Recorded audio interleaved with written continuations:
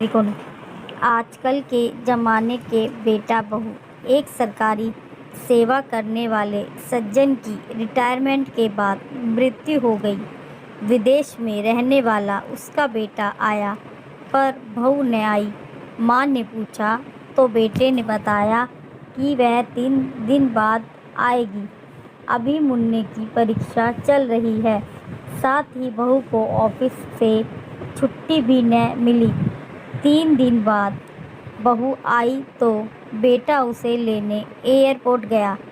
पीछे माँ ने सोचा, बेटे बहू पोते के साथ रहने की इच्छा मेरी अब पूरी होगी।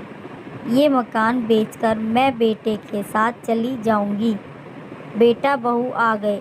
बहू को देखने की खुशी में माँ दरवाजे पर गई तो देखा, टैक्सी से सामान उतारते वक्त बेटे ने पत्नी से कहा, अब माँ को साथ ही ले चलेंगे। पीछे अकेली उसका मन न लगेगा। यह सुन पत्नी ने कहा, नहीं जी, मुझसे तुम्हारी माँ के नखरे बर्दाश्त नहीं होते।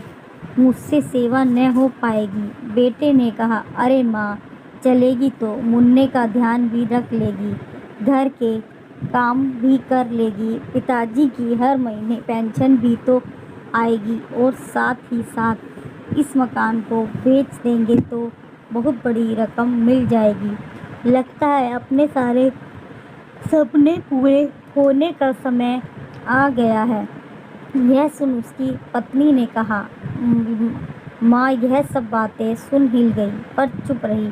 बेटे बहू ने पिताजी के स्वर्गवास से जुड़े आवश्यक क्रियाकलाप निपटाए और 12 दिन बाद बेटे ने माँ की गोद में सिर रखते हुए कहा, माँ, हम दोनों चाहते हैं कि तुम हमारे साथ चलो। पिताजी के चलते तुम चाहते हुए भी आ न पाई। अब पीछे तुझे कौन संभालेगा? तू हमारे साथ चल, तू भी खुश रहेगी और हमें भी सेवा का लाभ मिलेगा। माँ ने कहा, बेटा, मैं तेरे पिताजी की अंतिम निशानी और इस घर में बसी उनकी यादों को छोड़ नहीं सकती। मैं जैसे तैसे यहाँ रह लूँगी। पहले मेरी भी भावना तेरे साथ जाने की थी, पर अब मुझे लगता है दूसरों के हाथों में डोर थामने की बजाय प्रभु की डोर थामना ज़्यादा अच्छा है। धन्यवाद।